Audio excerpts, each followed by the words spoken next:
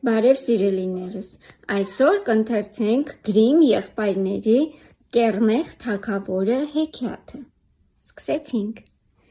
Մի թագավոր մի աղջիկ է ունենում, շատ սիրուն աղջիկ է լինում, բայց գոռոզ ու ամբարտավան,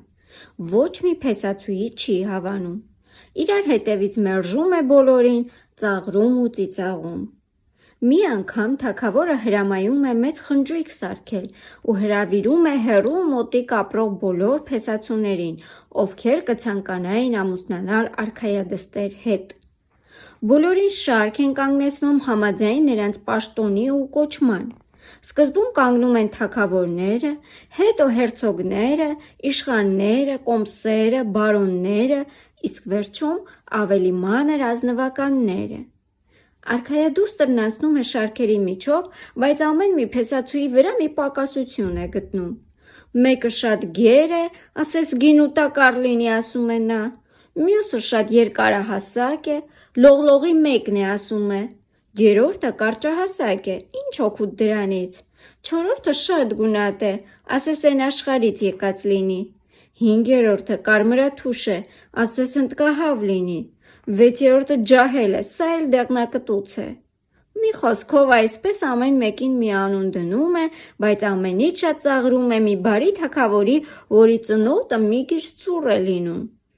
Բա սրան տեսեք, ասում է ծիծաղելով, սրա ծնոտն ասես կեռնեխի կտուց լինի։ Այդ օրվանից թագավորի անունը մնում է Կեռնեխ թագավոր։ Աղջկա հայրը, երբ տեսնում է աղջիկը մարդկանց ծաղրում ծիծաղում է, մերժում է բոլոր փեսացուներին, շատ է զայրանում։ Երդվում է, որ նրան պիտի ամուսնացնի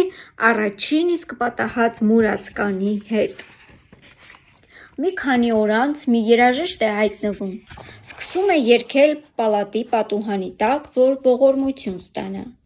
Թագավորը լսում է ու հրամայում. «Թողեք վերև գա»։ Գզգզված կեղտոտ շորերով երաժիշտը վերև է բարձրանում ու սկսում երգել թագավորի առաջ։ Երբ վերջացնում է, ողորմություն է խնդրում։ Թագավորն ասում է. «Քո երգը ես այնքան շատ հավանեցի, որ աղջկաս քեզ կնության եմ տալիս»։ Արքայադուստրը վախենում է, բայց թագավորն ասում է. «Ես երդվել եմ քեզ ամուսնացնել առաջին իսկ պատահած մուրացկանի հետ, պետք է խոսքս կատարեմ»։ Ոչինչ չի օգնում, քահանա են կանչում ու անմիջապես արքայադստերը պսակում մուրացկանի հետ։ Երբ պսակադրությունը վերջացնում են, թագավորն ասում է աղջկան. «Հիմա դու, որպես մուրացկանի կին, չես կարող ապրել իմ պալատում, վեր կաց ու ամուսնուդ հետ գնա, ուր ուզում ես»։ Մուրացկանը բռնում է նրա ձեռքից ու ճանապարհ են ընկնում։ Գնում, հասնում են մի անտառ։ Աղջիկը հարցնում է. «Ում անտառներն են մեր շուրջը»։ «Կեռնեխ թագավորինը, ամուսնանայիր նրա հետ, հիմա այս ամենը կլիներ քոնը»։ «Ախ, ափսոս», ասում է աղջիկը, «ինչ դժբախտ եմ ես, ինչու չամուսնացա նրա հետ»։ Անցնում են նրանք դաշտերի միջով, աղջիկն էլի հարցնում է. «Այս ում դաշտերն են»։ «Կեռնեխ թագավորինը, ամուսնանայիր նրա հետ, կլիներ քոնը»։ Անցնում են մի մեծ քաղաքի միջով, աղջիկն էլի հարցնում է. «Ում է պատկանում այս հսկա քաղաքը»։ «Կեռնեխ թագավորինը, այս ամենը կարող էր քոնը լինել»։ «Ախ, ափսոս», մրմնջում է աղջիկը, «ինչու ես չամուսնացա նրա հետ»։ «Ինձ դուր չի գալիս, որ ափսոսում ես ամուսնությանդ առիթով», ասում է մուրացկան երաժիշտը։ «Ինչ է, ես լավը չեմ»։ Գնում հասնում են մի փոքրիկ խրճիթի։ «Սա ինչ խեղճ ու կրակ տնակ է», հարցնում է աղջիկը։ «Ումն է տեսնես»։ «Սա իմ ու քո տունն է», ասում է ամուսինը, «այստեղ ենք ապրելու»։ Աղջիկը ստիպված կռանում է, որ կարողանա դռնից ներս մտնել։ «Իսկ ծառաներն ուր են», հարցնում է նորից։ «Ինչ ծառա, ամեն ինչ ինքդ պիտի անես, շուտ վառիր կրակն ու մի բան եփիր, սոված ու հոգնած եմ»։ Բայց արքայադուստրը եփել թափել չգիտեր, մուրացկանն ինքն է գործի անցնում։ Կիսատ պռատ մի բան են ուտում ու հոգնած պառկում են քնելու։ Հենց որ լույսը բացվում է, ամուսինը կնոջը արթնացնում է, որ գնա զբաղվի տնտեսությամբ։ Այդպես մի կերպ ապրում են մի քանի օր, մինչև որ եղած պաշարներն ուտում են, վերջացնում։ Ամուսինն ասում է. «Կնիկ, այսպես չի լինի, ամբողջ օրն ուտում ենք, բայց չենք աշխատում, դու սկսիր կողով գործել»։ Նա գնում ուռենու ոստեր է կտրում, բերում լցնում կնոջ առաջ։ Կինը սկսում է գործել, բայց մատները պլոկվում են կոպիտ աշխատանքից։ Տեսնում եմ չես կարողանում գլուխ հանել, ասում է ամուսինը։ Սկսիր թել մանել, գուցե դա կարողանաս։ Աղջիկը նստում է, փորձում թել մանել, բայց մատներն ամբողջովին այրենոտվում են։ Տեսնում եմ դու ոչ մի աշխատանքի համար պիտանի չես, ասում է ամուսինը։ Քեզ հետ դժվար կլինի։ Փորձիր կավե կճուճներ վաճառել։ Ամեն օր կգնաս շուկա, կճուճներ կծախես։ Այ քեզ բան, մտածում է աղջիկը, բա որ հանկարծ ծանոթ մարդիկ շուկա գան ու տեսնեն նստած կճուճ եմ ծախում, ո՞նց կծիծաղեն վրաս։ Ինչ կարող էր անել, պիտի ենթարկվեր, թե չէ քաղցից կկոտորվեին։ Առաջին օրը գործը լավ է գնում, նրանից շատ են ապրանք առնում, տեսնում է սիրուն աղջիկ է, նստած կճուճ է ծախում, ինչ կին որ ասում է տալիս են։ Շատերն են նրա գեղեցկության պատճառով փողը տալիս են, կճուճը չեն վերցնում։ Մի որոշ ժամանակ էլ այդպես են ապրում։ Ամուսինն էլի բավական կճուճներ է գնում, աղջիկը նստում է շուկայի դռանը, կճուճները շարում 4 կողմն ու սկսում առևտուր անել։ Բայց հանկարծ մի հարբած հուսար ձինքշած գալիս է կպչում կճուճներին, բոլորը ջարդուփշուր անում։ Աղջիկը հուսահատությունից ու վախից լաց է լինում։ Ինչ անեմ, ինչ պատասխանեմ տալու ամուսնուս։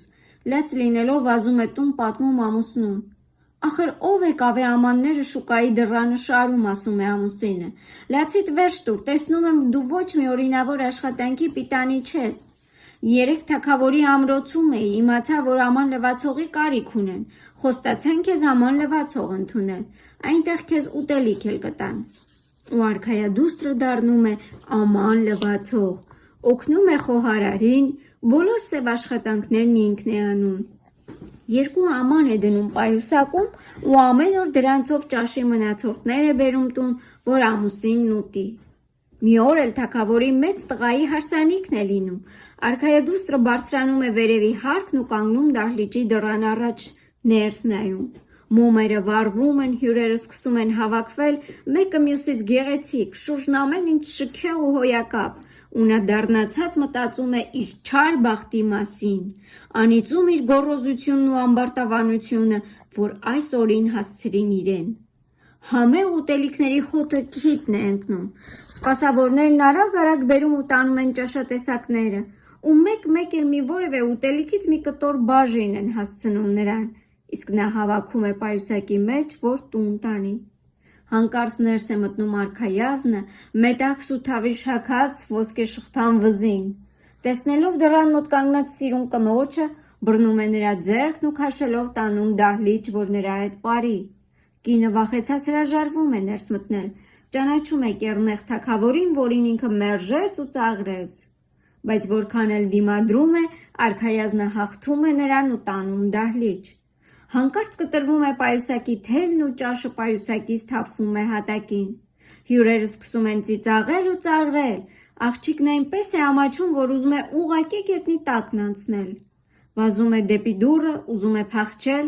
բայց մեկը հասնում է նրա ետևից ու բռնում աստիճանների վրա ետ բերում։ Աղջիկը նայում է, կեռնեղ թագավորն է, որ քնքշորեն ասում է.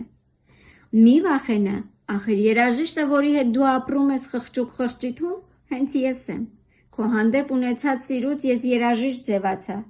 Քո կճուճները ջարդող հուսարն եմ ես։ Էդ ամենն արեցի, որ կոտրեմ քո գոռոզությունն ու պատժեմ քեզ ամբարտավանության համար։ Աղջիկը դառն արտասվում է ու ասում. Ես այնքան անարդար եմ եղել քո հանդեպ, որ արժանի չեմ քո կինը լինել։ Բայց արքայազնը պատասխանում է. Հանգստացիր, դժվարն անցել է, իսկ հիմա մենք հարսանիք կանենք ու կտոնենք մեր ամուսնությունը։ Անմիջապես գալիս են թագավորի սպասուհիները, գեղեցիկ ու շքեղ զգեստներ հագցնում նրան, գալիս են նաև հայր թագավորն ու ամբողջ արքունիքը, նրան երջանկություն են ցանկանում արքայադստերն ու կեռնեղ թագավորին, եւ սկսվում է իսկական ուրախությունը։ Ահա այսպիսի հետաքրքիր հեքիաթ սիրելիներս ձեզ համար,